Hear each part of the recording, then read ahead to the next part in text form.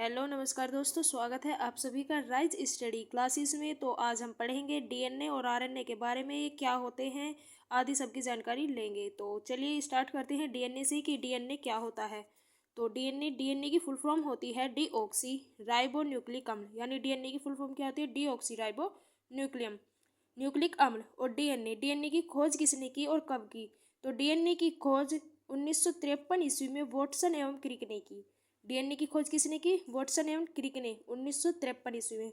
Nobel पुरस्कार, यानी इस खोज के लिए इन्हें नोबेल पुरस्कार मिला 1962 ईस्वी में। आगे पढ़ते हैं कि डीएनए का प्रयोगशाला में परीक्षण।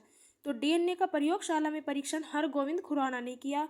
और डीएनए में जो शर्करा है वो डीऑक्सी राइबोज होती है। डीएनए का बहुलक, यानी बहुलक क्या है? तो न्यूक्लियोहाइड्स जो है वो डीएनए का बहुलक है। डीएनए की संरचना बंधी होती है। तो डीएनए की जो संरचना है किससे बंधी होती है? तो हाइड्रोजन बंध से डीएनए की संरचना बंधी होती है। आगे देखते हैं कि डीएनए मापक, यानी डीएनए जो है वो मापा किस में जाता है? तो डीएनए को मापने के लिए पिकोग्राम का प्रयोग करते हैं। किसका प्रयोग करते हैं? पिकोग्राम का। और अब हम नेक्स्ट देखते हैं कि डीएनए है क्या। डीऑक्सी राइबोन्यूक्लिक ओटाइड्स का एक लंबा बहुलक है। न्यूक्लियोटाइड की डीएनए की आधारभूत और निर्माण की इकाई कहते हैं। आनुवंशिकी में सूचना का प्रसार प्रकुट कोडान के माध्यम से किया जाता है। अनुलेख देखते हैं कि डीएनए का अनुलेख क्या होता है। तो डीएनए के तंतुगुच्छ से आरएनए में आनुवंशिकी सूचना के प्रतिरूपण की प्रक्रिया को क्या कहते हैं? अनुलेखन कहते हैं। यानी जो डीएनए है, डीएनए के तंतुगुच्छ से आरएनए में आनुवंशिक सूचना के प्रतिरूपण की प्रक्रिया जो है उसे अनुलेखन कहते हैं। आगे देखते हैं कि डीएनए का बेस, यानी जो डीएनए है उसका बेस कैसा होता है। तो डीएनए का बेस टीजीएस होता है। अब देखते हैं हम डीएनए, यानी डीएनए की मात्रा क्या होती है? तो पीपी यानी प्यूरिन पिरामिडीन। डीएनए की जो पहली मात्रा है वो पीपी प्यूरिन यानी पिरामिडीन। एटी यानी एडिनिन थाइमिन। एसजी यानी साइटोसिन गुआनिन। जो इसमें सबसे ज़्यादा इम्पोर्टेंट है वो पीपी यानी प्यूरिन पिरामिडीन। कार्य, डीएनए का कार्य क्या है? तो प्रोटीन बनाने का आदेश देना डीएनए का कार्य है। और डीएनए पाया जाता है केंद्रक में। डीएनए कहाँ पाया जाता है? केंद्रक में। और इसका कार्य होता है प्रोटीन बनाने का आदेश देना। इसकी मात्रा 3 है। इसका बेस टीजीएस है। इसका अनुलेखन और डीएनए क्या है और आदि सबकी हमने जानकारी ले ली है। और अब हम पढ़ेंगे कि आरएनए क्या होता है। आरएनए को राइबोन्यूक्लिक अम्ल कहते हैं। आरएनए की खोज कब की? 1953 ईस्वी में। किसने की? जॉर्ज पैलेडे ने की।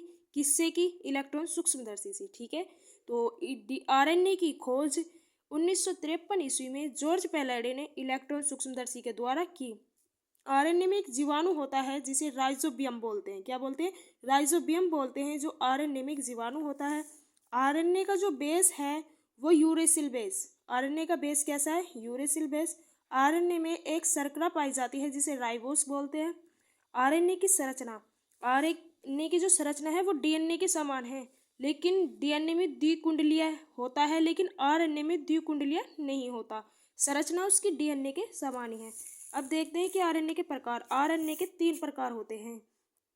पहला ribosomal RNA, transfer RNA, messenger RNA. ठीक है, आरएनए के 3 प्रकार हैं, राइबोसोमल आरएनए, ट्रांसफर आरएनए और मैसेंजर आरएनए। अब हम इन्हें एक एक को डिटेल से पढ़ते हैं कि क्या होते हैं। तो सबसे शुरू में देखते हैं कि राइबोसोमल आरएनए जो है ये क्या होता है। तो ये जो राइबोसोमल है ये राइबोसोम में लिपटे रहते हैं और प्रोटीन के निर्माण में सहायक होते हैं। यानी जो राइबोसोमल है ये किसके लिए सहायक है? प्रोटीन के निर्माण के लिए। और कुल आरएनए का 75% क्या है? राइबोसोमल आरएनए होता है। ठीक है, यानी जितना भी आरएनए होता है उसमें 75% राइबोसोमल आरएनए होता है। नेक्स्ट पे देखते हैं ट्रांसफर आरएनए। ट्रांसफर आरएनए क्या होता है?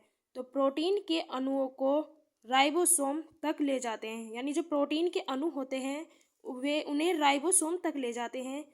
यह सबसे छोटा आरएनए, जो ट्रांसफर आरएनए है ये सबसे छोटा आरएनए होता है। कुल आरएनए का 15 से 25% होता है। जो राइबोसोमल है वो 75% होता है। जो ट्रांसफर आरएनए है ये 15 से 25% होता है। और ये 20 प्रकार के होते हैं। जो ट्रांसफर आरएनए है वे 20 प्रकार के होते हैं तथा एंटीकोड्स इसी में पाया जाता है। और जो ट्रांसफर आरएनए है इसमें क्या पाया जाता है, एंटीकोड्स पाया जाता है। आगे देखते हैं हम कि मैसेंजर आरएनए क्या होता है। अब देखते हैं हम कि मैसेंजर आरएनए क्या होता है। तो यह सूचना प्रदान करता है। मैसेंजर आरएनए क्या करता है, सूचना प्रदान करता है कि किस प्रकार का प्रोटीन का निर्माण किया जाना है। आरएनए यह बताता है कि किस प्रकार के प्रोटीन का निर्माण किया जाना है और यह कुल आरएनए का 5 से 10% होता है। जो मैसेंजर आरएनए है वो कुल आरएनए का 5 से 10% होता है। जो हमारा राइबोसोमल आरएनए था वो 75% था और जो हमारा ट्रांसफर आरएनए था वो 15 से 25% था और जो हमारा मैसेंजर आरएनए है वो 5 से 10% है। यह आरएनए का सबसे कम समय तक जीवित रहता है। जो मैसेंजर आरएनए है ये सबसे कम समय तक जीवित रहता है।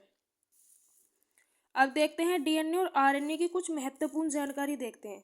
देखो भाई, अगर डीएनए है गतिशील होगा या स्थिर होना, डीएनए का गतिशील होना या स्थिर होना टाइपोसोम कहलाता है। ठीक है, डीएनए का गतिशील होना और स्थिर होना टाइपोसोम कहलाता है। अगला है डुप्लीकेशन। डुप्लीकेशन क्या होता है, तो डीएनए से डीएनए बनना, यानी जब हमारा डीएनए से डीएनए बनेगा तो उसे डुप्लीकेशन कहेंगे। नेक्स्ट पॉइंट है ट्रांसक्रिप्शन। ट्रांसक्रिप्शन क्या होता है, तो डीएनए का आरएनए बनना। अगर डीएनए का आरएनए बनेगा तो उसे ट्रांसक्रिप्शन कहेंगे। अगर डीएनए से डीएनए बनेगा तो उसे डुप्लीकेशन कहेंगे।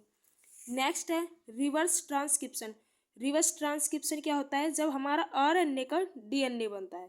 ठीक है, अगर आरएनए का डीएनए बनता है तो उसे रिवर्स ट्रांसक्रिप्शन कहते हैं। और जो डीएनए का आरएनए बनता है उसे ट्रांसक्रिप्शन कहते हैं और जो डीएनए से डीएनए बनता है उसे डुप्लीकेशन कहते हैं। नेक्स्ट है ट्रांसलेशन। ट्रांसलेशन क्या होता है, तो प्रोटीन बनाने की अंतिम प्रक्रिया को ट्रांसलेशन कहते हैं। ट्रांसलेशन क्या होता है, यानी प्रोटीन बनाने की अंतिम प्रक्रिया को ट्रांसलेशन कहते हैं। तो आशा करती हूँ कि आपको ये डीएनए और आरएनए समझ आ गया होगा। यदि ये वीडियो अच्छी लगी तो वीडियो को लाइक करें, ज़्यादा से ज़्यादा शेयर करें और चैनल को सब्सक्राइब करें। मिलते हैं नेक्स्ट वीडियो के साथ।